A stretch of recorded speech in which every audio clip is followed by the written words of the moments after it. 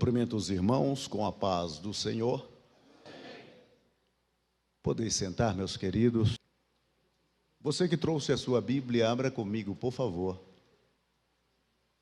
Livro do profeta Amós, capítulo de número 7.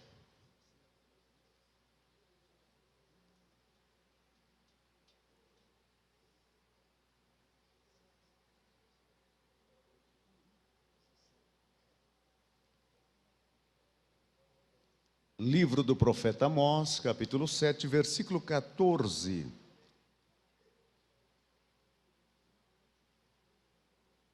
Diz-nos a palavra do Senhor. Respondeu Amós e disse a Amazias: Eu não sou profeta, nem discípulo de profeta, mas boieiro e colhedor de sicômoros. Mas o Senhor me tirou de após o gado, e o Senhor me disse: Vai e profetiza ao meu povo Israel. Ora, pois, ouve a palavra do Senhor. Tu dizes: Não profetizarás contra Israel, nem falarás contra a casa de Isaque. Portanto, assim diz o Senhor: tua mulher se prostituirá na cidade, e teus filhos e tuas filhas cairão à espada, e a tua terra será repartida a cordel, e tu morrerás na terra imunda, e Israel certamente será levado cativo para fora de sua terra.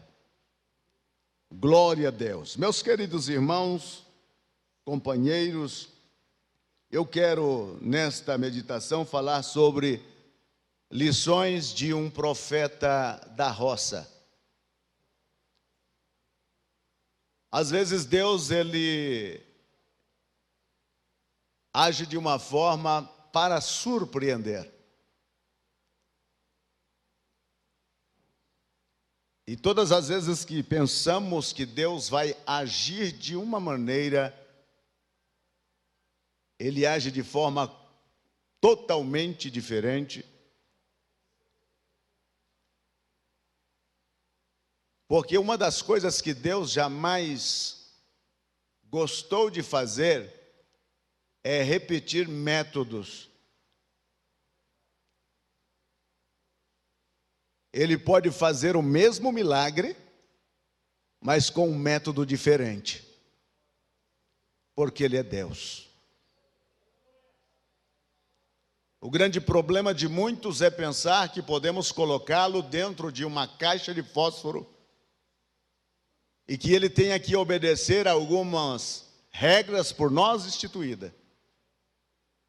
E aí é onde nós nos equivocamos, porque Deus está acima de tudo e de todos. Meus queridos irmãos, o profeta Amós, ele profetizou no 8º século antes do nascimento de Jesus. Ele era do Reino do Sul. Os irmãos se recordam que no dia de consagrarem Roboão como rei de Israel, ele deixou de ouvir os conselheiros antigos do reino e procurou conselhos com os jovens que haviam se criado com ele. Não menosprezando a juventude, mas em questões de sumamente importante, a experiência fala mais alto. E devido à decisão que Roboão tomou, o reino foi dividido. 10 tribos passaram a seguir a Jeroboão, e 2 tribos passaram a seguir a Roboão. Jeroboão, ele vendo que poderia ser abandonado no seu reino, porque toda a estrutura governamental de Israel estava em Jerusalém. O centro religioso, a ministração dos sacerdotes, os levitas em seus turnos, as profecias que indicavam Jerusalém como a capital eleita por Deus. Ele então, tendo esta situação contra si, ele toma um posicionamento. E ele cria 2 centros de adoração: Betel e Gilgal. E coloca um bezerro de ouro em Betel e outro em Gilgal. E diz ao povo: aí está o Deus de vocês. Não precisam mais irem a Jerusalém. Podem adorar aqui. Já temos o nosso Deus. E o povo então se corrompeu. A todos quanto ele via que tinha certa afinidade com algum tipo de manuseio como sacerdote, ele o consagrava, ainda que não fosse da linhagem escolhida de Arão e dos levitas.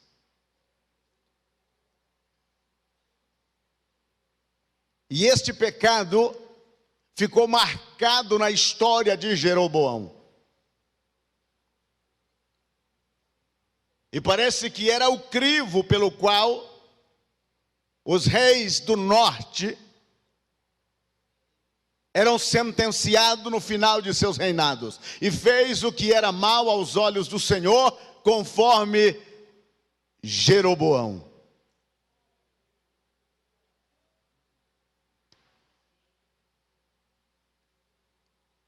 O tempo passa e nós temos agora uma época diferente. Está no trono do Reino do Norte Jeroboão II.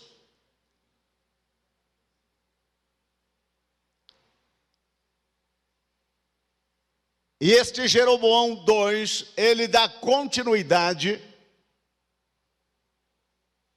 ao que vinha fazendo todos os reis que ele havia substituído no final.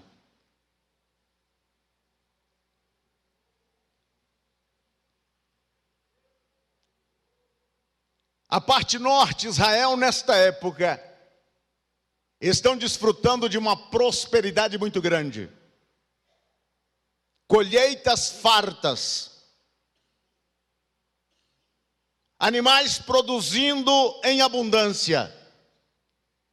Por ser uma nação quase que 100% agrícola, dependia de chuvas abundantes e as chuvas estavam caindo.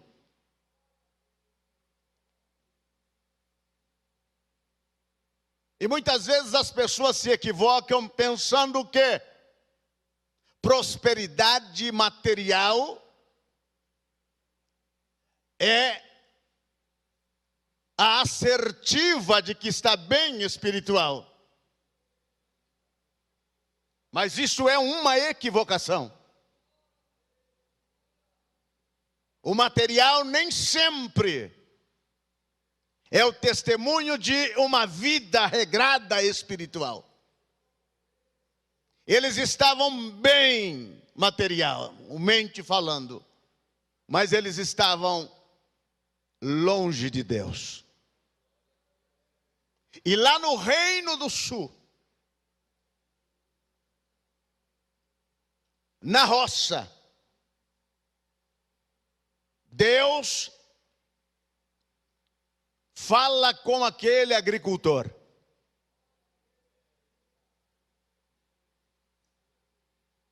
Uma das especialidades de Deus é confundir o sistema. Muitas vezes a facada é para morrer, mas facada que não mata elege.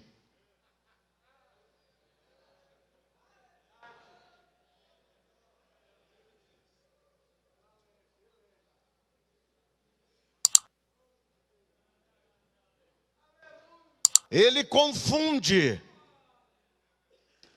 para mostrar que ele é Deus e que tem o domínio na palma da mão. E ele fala com aquele agricultor e o comissiona dizendo: vai para Israel e profetiza lá. E uma das coisas lindas do povo do campo é que eles desenvolvem por natureza a contemplação.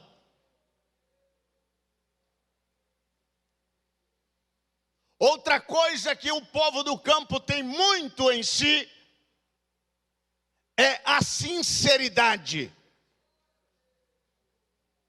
Mas algo que tem o povo do campo: eles não deixam a tarefa pela metade. Se o sol ainda não se pôs, eles estão lá com a enxada na mão e fazendo o trabalho.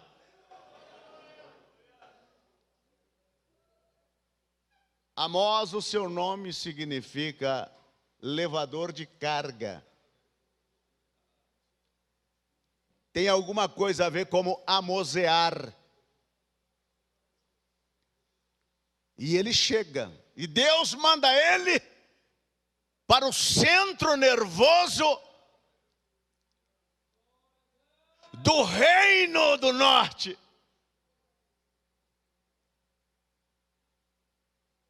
Ele já chega chamando a atenção no jeitão de andar, no jeitão de vestir e naquela pronúncia arrastada do caipira.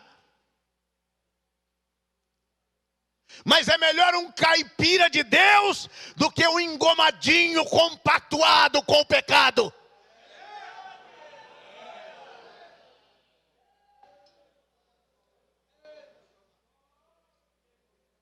E ele começa, e Amós é aquele profeta assim, tipo estressado.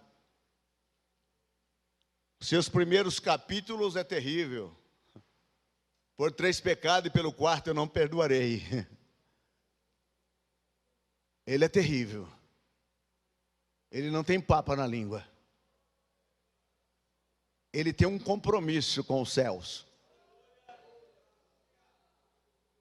E quem tem compromisso com o céu, fala o que os céus está falando. Quem tem compromisso com os céus, pensa o que os céus está pensando. Quem tem compromisso com os céus, anda da forma como o céu anda. E ele chega. E ele começa a profetizar. É um caipira na capital. E ele começa a falar.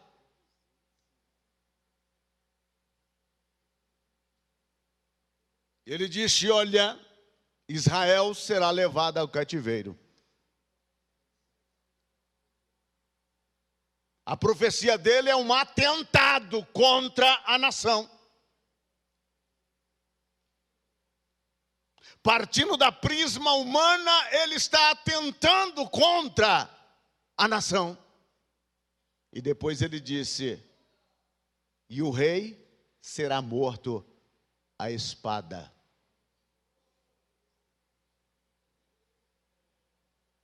Ele poderia profetizar contra todo mundo,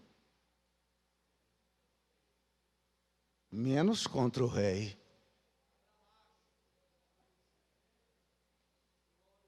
Ele poderia profetizar em qualquer outro lugar, menos ali.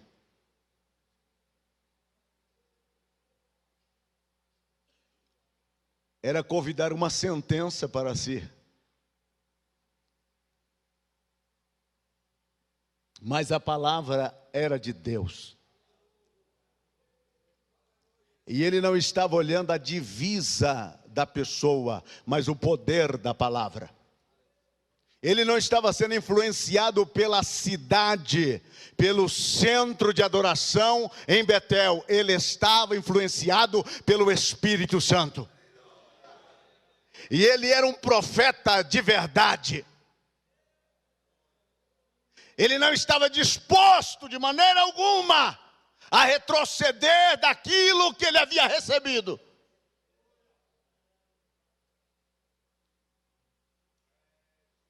E Amazias, o sacerdote de Betel,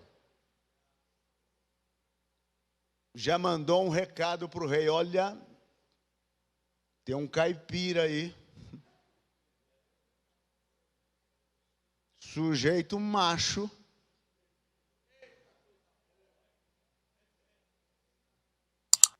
está falando que nós vamos para o cativeiro e que você vai morrer à espada.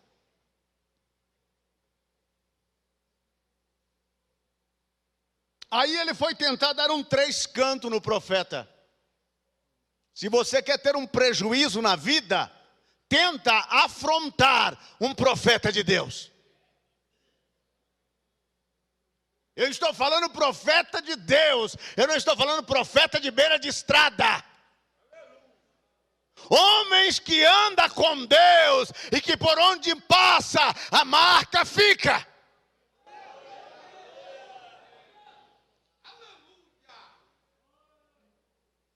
E Amazias disse: olha, vai para Judá, profetiza lá e come o teu pão. Mas aqui você não profetize, porque aqui é o centro de adoração do reino.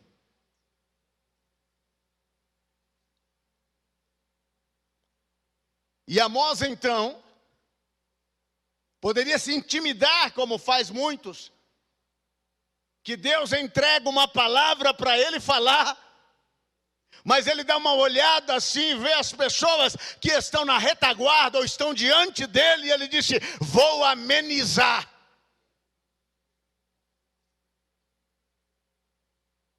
Amós não é desse feitio. Amós está mais para João Batista.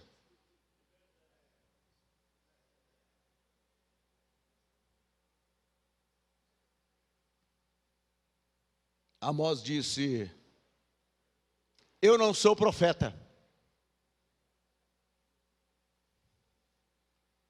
Primeira lição: tenha consciência do que você é.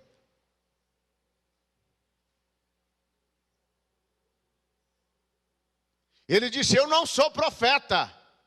E no original é: eu não sou profeta profissional. Eu não venho da escola dos profetas. A ordem de Amazias era: profetiza em Judá e come o teu pão. Troque as tuas profecias por pão. Mas ele está dizendo: eu não sou profeta. Para comer eu tenho vaca e tenho fruto no pasto, mas o Senhor me disse: vai a Israel e profetiza lá.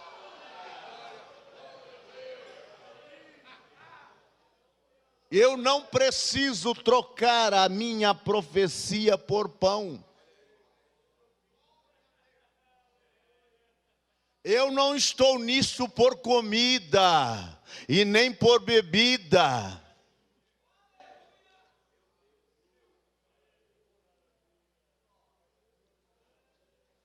Pare de vender as tuas profecias. Pare de colocar preço nas palavras que Deus te deu.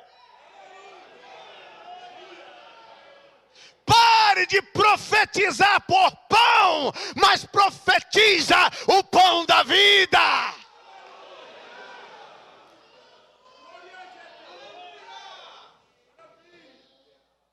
E depois ele disse: e nem filho de profeta. Eu não recebi isso por herança. Não venho da escola. Meu pai não era profeta. Meu avô não era profeta. Ninguém na minha família era profeta. Ele disse: eu era caipira. Eu estava lá no mato. Eu estava lá com aquele gado. E o Senhor falou comigo. Eu não estou aqui porque não tenho o que fazer. Eu não estou aqui porque não tenho um ofício. Eu não estou aqui porque estou aproveitando uma oportunidade. Não, eu estou aqui porque Deus me mandou.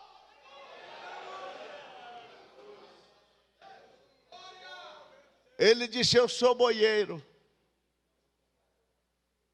Se existe uma coisa ridícula, é você tentar negar o que você é. É você tentar inventar ou deixar transparecer uma personalidade que você não tem. Deus usa o original. Falsificação é no paraguaixo. Deus usa o original. Ele vai usar você como você é.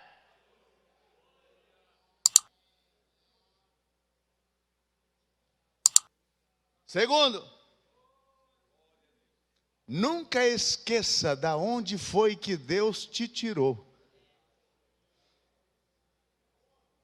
A imagem do campo, a imagem das vacas, a imagem dos sicômoros ainda era muito viva diante daquele profeta.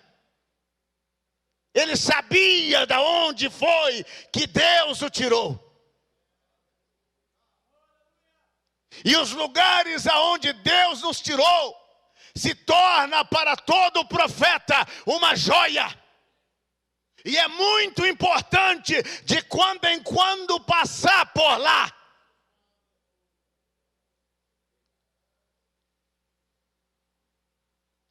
Eu me lembro que no ano de 1988, eu fui abrir um trabalho num lugar chamado Badajoz, da cidade de Manaus, a capital, até este Badajoz, era uma viagem de quase 100 horas de barco.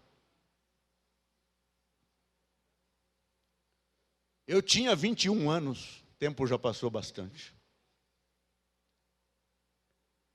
Pastor Alcebiades disse: você vai abrir trabalho. Eu havia deixado a empresa onde eu trabalhava aqui em Limeira, o Vargas, e atendendo um chamado de Deus, fui para o Amazonas com a minha esposa e uma filha de 3 meses. E nós fomos para este Badajoz. Uma comunidade com 17 famílias. O irmão Jorge Aragão, que deixou a gente no seu barquinho, disse: irmão Aparecido, mande notícias. E virou seu barco de volta para a cidade de Codajás, e lá ficamos eu, minha esposa e a minha menina. Como não tínhamos casa, eu atei a rede em 2 árvores de jambeiro, e a Francisca, minha esposa, colocou a Karen, a minha filha, que tinha 3 meses, e nós ficamos ali esperando Deus abrir uma porta. E Deus é fiel. Nós já estávamos ali há 5 meses. Eu havia comprado uma casa sem dinheiro e a gente estava fazendo os cultos. E Deus estava salvando algumas pessoas, quando numa manhã encostou um barco no porto do povoado. Era o barco da paróquia. era o padre da cidade, com mais 2 padres aqui do estado de Minas Gerais. E eles me chamaram, e eu pensei, é para uma conversa amigável. E entrei no barco. E eles fizeram de tudo para que eu desistisse. Chamou o líder do povoado e disse: dá uma sova nele. Vamos ver se ele vai ficar.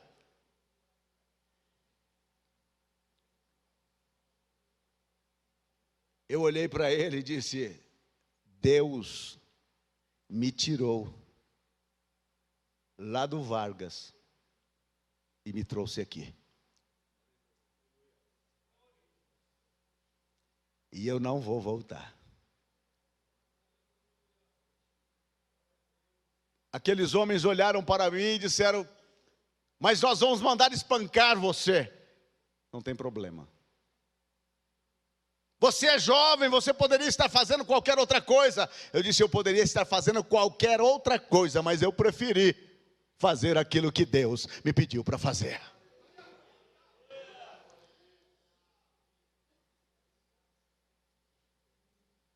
E naqueles dias, os cupins tinham invadido a nossa casa. E as roupas que eu tinha estavam todas cortadas pelo cupim. E eu estava com uma camisa que faltava um pedaço, uma calça que tinha sido comida as 2 barras. E eles olharam para mim com aquele olhar de pesadumbre, de dor, de dó. Mas a alegria do profeta da roça não está na roupa que veste, mas na alegria do Espírito que emana dos céus e invade o coração.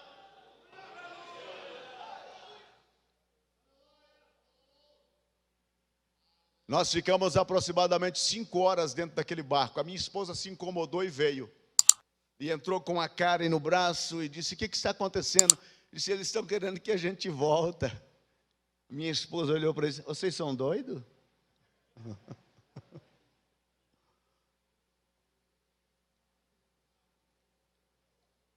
Eles foram que voltaram no barquinho deles.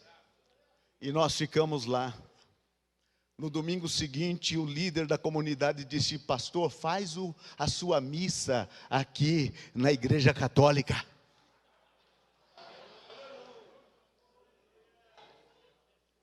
Quando você tem convicção de onde foi que Deus te tirou, Ele vai na frente, abrindo porta, quebrando ferrolhos, derrubando muralhas, para provar que Ele é Deus e Deus na sua vida.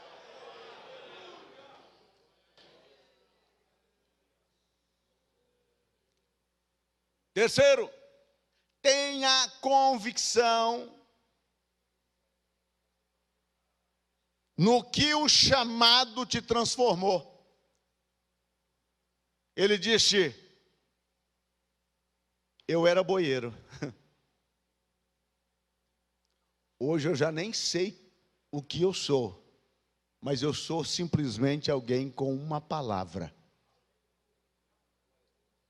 Eu não posso dizer que sou profeta, eu não posso dizer que sou filho de profeta, eu só posso dizer o que eu era. E até agora eu ainda não sei o que sou, mas eu estou no processo da transformação. Amós não sabia definir aonde ele ia chegar, mas o seu livro disse profeta Amós. Ele disse: eu não sou, mas a história dele diz a nós, profeta Amós. Por mais que ele achou que não era, mas a continuidade da sua história será a chancela do seu ministério. Não se preocupe se os frutos ainda não estão aparecendo. Em breve eles vão começar a aparecer para testificar que houve um profeta naquele lugar. Quarto, fique com a ordem de Deus, ainda que queiram a tua cabeça. Ele disse: o Senhor me mandou eu profetizar. Ele me mandou. Mas se você continuar profetizando aqui, você vai morrer. Eu não vou morrer. Não virá desastre sobre mim. Porque aquele que me mandou profetizar está sobre mim. Sabe quem é que vai morrer? É o rei. Sabe quem vai ter desgraças e reveses? Quem vai colocar o chapéu de touro? É você. Sabe quem é que vai ser levado ao cativo? É Israel. Mas eu estou cheio da unção do Espírito para anunciar a Israel. Fique com a ordem de Deus. Se Ele mandou você falar, fale. Fala e não te cala.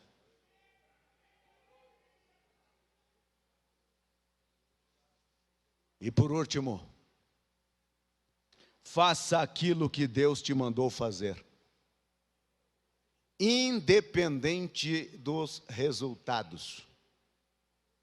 Deixe os resultados com Deus. Faça aquilo que Deus mandou você fazer.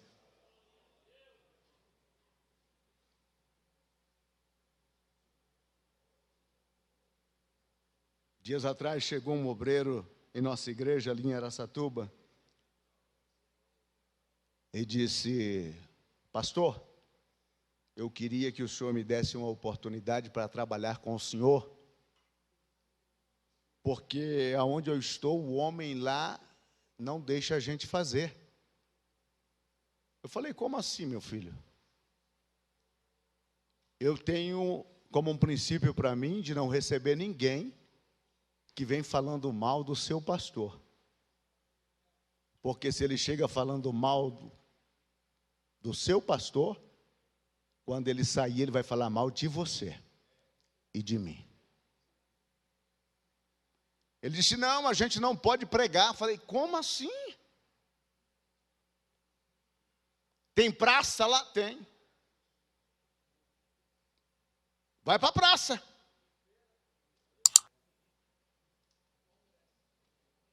Vai na feira. Vai na rua.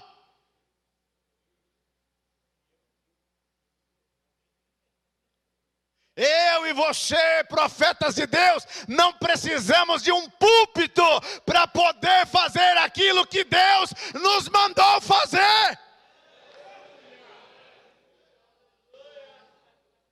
Faça aquilo que Deus te mandou fazer. Se você não pode pregar lá no púlpito de Jerusalém, mas você pode pregar na beira do Jordão. Se você não pode estar nas grandes cidades, você pode estar numa praça.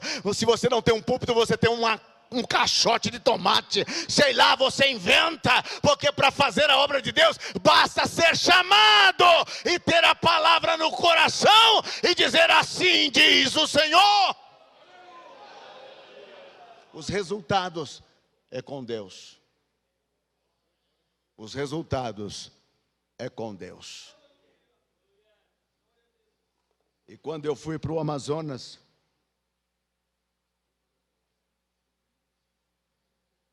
eu vi uma viagem no ano de 1992, no estado de São Paulo. E um pastor disse: Aparecido, você lá no meio daquela selva, ninguém vai lembrar de você. Naquele tempo não tinha internet, naquele tempo não tinha os meios de comunicação que temos hoje. Nós tínhamos lá a Rádio Cipó. Um lugar distante e deserto. Eu disse para ele: Deus me chamou. O importante é que Ele lembre de mim. E hoje eu estou, pela graça e bondade de Deus, na cidade de Araçatuba.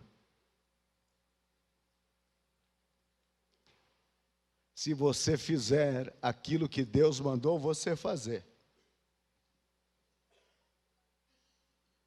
Ele sabe que pode contar com você.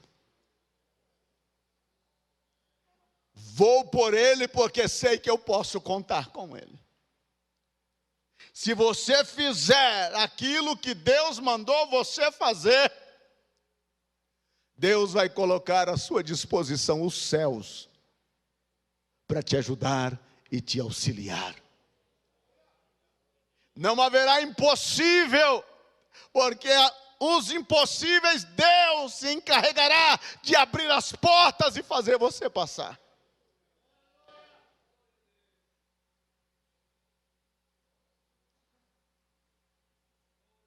Pare de buscar a aprovação humana. Busque a aprovação divina. A quem você vai obedecer?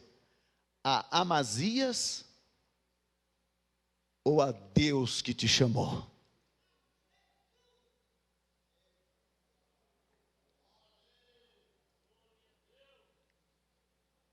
O profeta da roça pergunta: de que lado você está? Com quem você tem compromisso?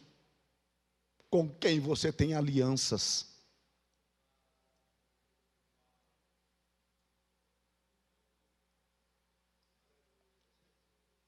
Eles tinham tudo ali, mas eles não tinham Deus. E aonde Deus não está, pode ter todas as benesses materiais, mas sempre estará faltando algo. E este algo não é completado com coisa dessa terra. E com todo respeito e carinho no coração, não menosprezemos os profetas da roça. Essa gente vem com Deus. Eles chegam com Deus. E quando parece que é impossível, se torna possível. Tínhamos uma congregação em uma ilha chamada Ilha das Onças. No ano de 1994, eu vim assumir a igreja de Codajás.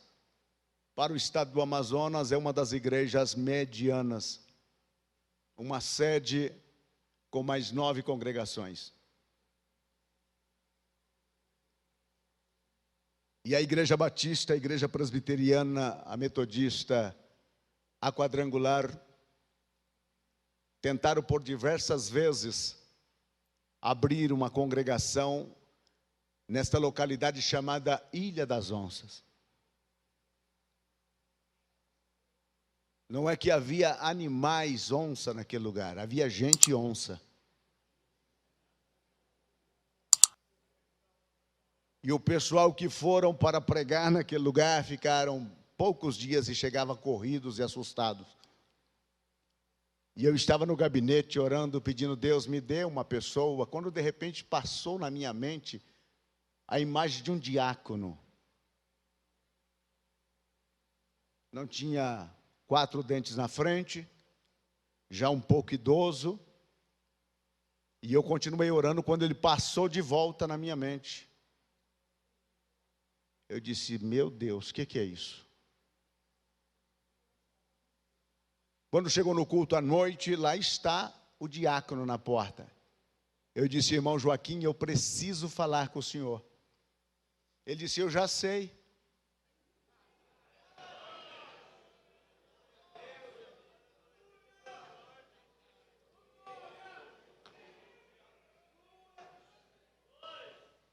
Eu disse: como que o senhor já sabe?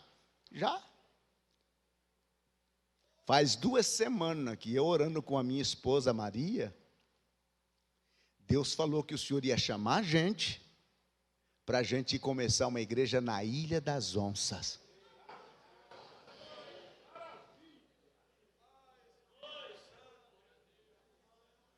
O nosso Deus fala. Fala, Senhor, porque os teus servos ouvem.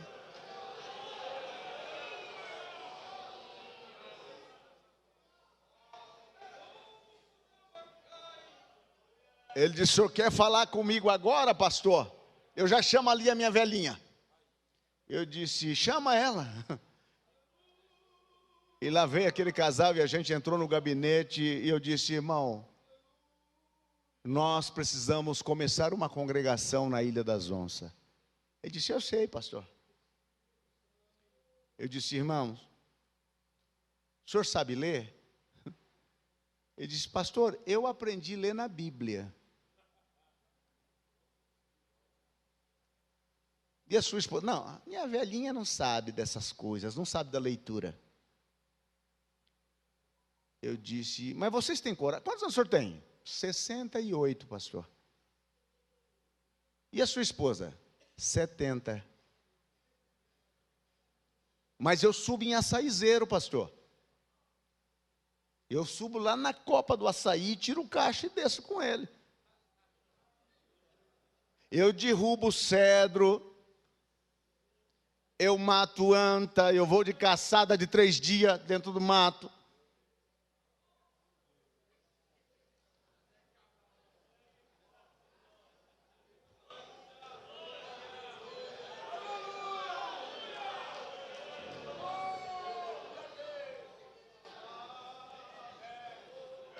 Eu disse: então nós vamos lá. Nós vamos lá, semana que vem na Ilha das Onças começar a Assembleia de Deus.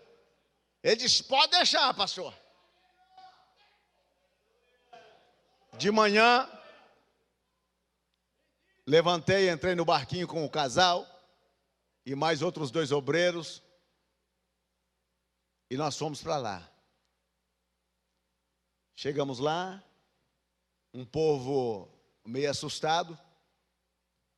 Eles já tinham colocado bem uns 4 para correr, disse: mais um. Fizemos um culto, convidamos todo mundo, não apareceu uma viva alma. Era só nós. Eu disse para ele: irmão Joaquim, o senhor não quer voltar? Ele disse: pastor, Deus falou comigo.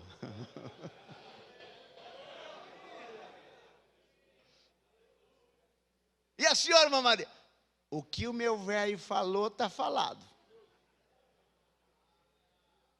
Falei: mas não tem casa, não tem nada. A gente se ajeita aqui debaixo desta árvore mesmo, pastor.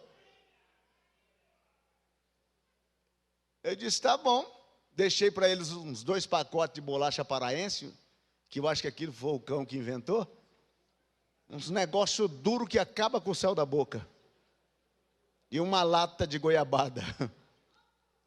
Farinha para o chibé eles tinham. Pescar ele tinha levado a traia. Cartucheira também ele tinha levado. Eu disse: ele não morre. Amazonense não morre no Amazonas.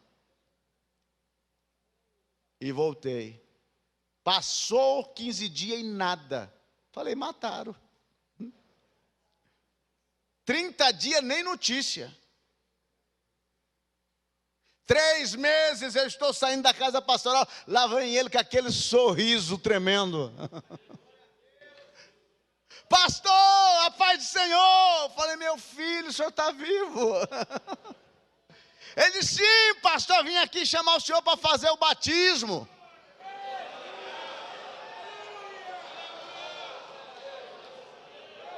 Eu disse: que isso, irmão Joaquim? Eles temos 9, pastor. No outro dia fiz um culto do jeitinho que o senhor me ensinou. E o pessoal começou a chegar com facão, com foice, e foi se chegando. E de repente chegou um senhor com uma filha no braço que tremia, que estava com malária cruzada.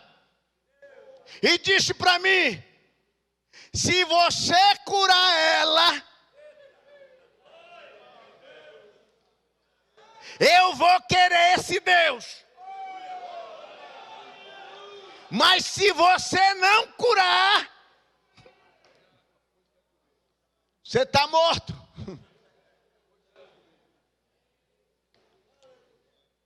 Colocou no braço dele.